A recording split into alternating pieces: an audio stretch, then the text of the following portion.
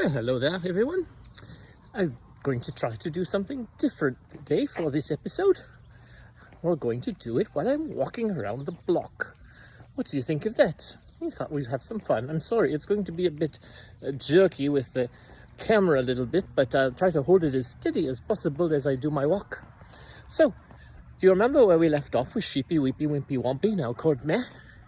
I'm sure you do. I'm sure you remember that the people who worked for Victor Vomit had snuck across the border into Sheepy Weepy Wimpy Wompy, now called the town of Meh.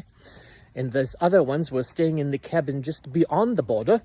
And as soon as the Grand Cow had initiated the barn door protocol, of course, everything shut down in Sheepy Weepy Wimpy Wompy, now called Meh. And so the people from Victor Vomit who were inside Sheepy Weepy Wompy had no way of getting out or contacting their colleagues because, of course, the signal jammer went into effect, so there were no sounds getting in or out.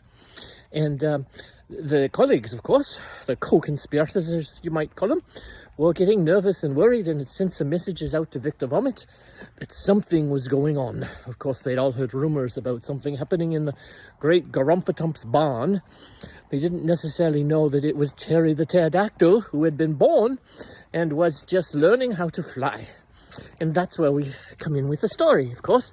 Dr. Farquhar and Smiley Wiggle, if you remember, that was Victor Vomit's son, Victor Jr., but he had changed his name to distance himself from his father, who was really a really nasty, evil person who just wanted to get lots of money and use it to build houses for snobby rich people, where he could make more money off of them. At any rate, back to Terry the Pterodactyl. So Terry was a little older now, a few hours, maybe days, must have been days, perhaps even a week. At any rate, they thought perhaps he needed to stretch his wings, so he had been flying inside the barn a little bit around in circles. It was a very large barn, remember. Garumphatump's a very large person. If you have ever seen pictures of the Hulk, or She-Hulk, or Red Hulk, you know just how big a Garumphatup is. A little bigger than that sometimes even, they get. At any rate, they thought it was time, Dr. Farquhar agreed, to let Terry out for a little flight. Stretch his wings a little more. He couldn't, of course, go too far up because the barn door protocol was in place, so he couldn't get very high in the sky without hitting the force field, and then, of course, he dropped back down. Of course, his senses knew it was there, so his radar helped him avoid it. So off he went out the door, and he started to circle around and was making noises. And of course, you have to remember, he was just starting to learn how to talk. He'd called the Garumphatup his mama, and Dr. Farquhar his papa, something like that. Although he's starting to sort it out, and he was getting a few more words, slowly but surely.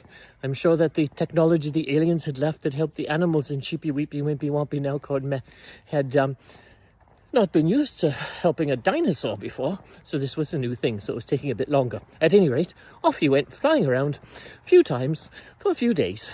And in the meantime, of course, Victor Vomit's people were still hiding, cowering in ditches and hiding behind trees and such, because they were afraid if talking animals or the humans found them, then they might be in really big trouble, because they would recognize that they didn't belong in Sheepy Weepy Wimpy Wompy, now called Meh. Well, do you know what happened?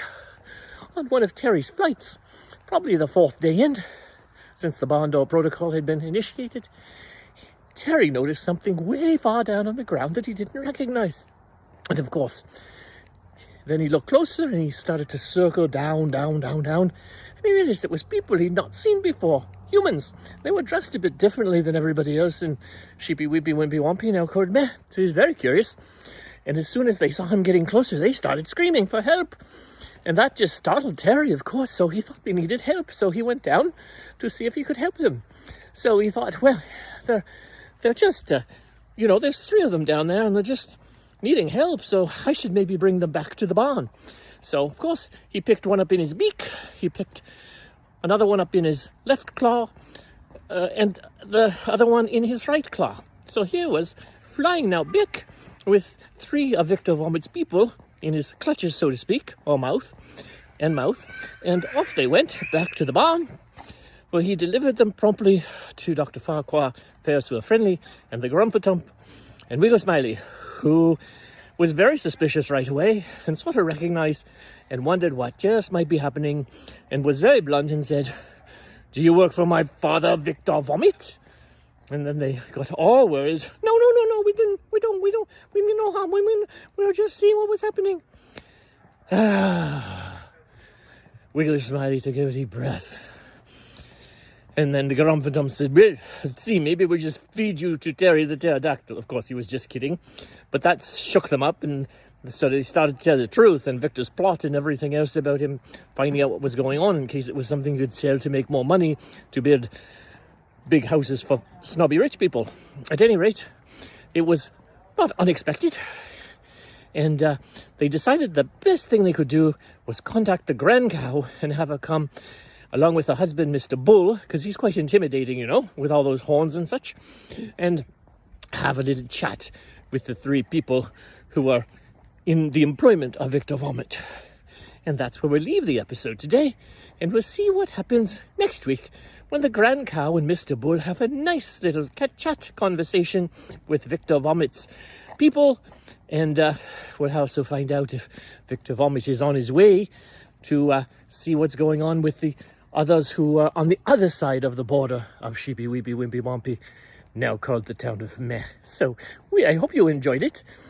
I hope it wasn't too bouncy for you.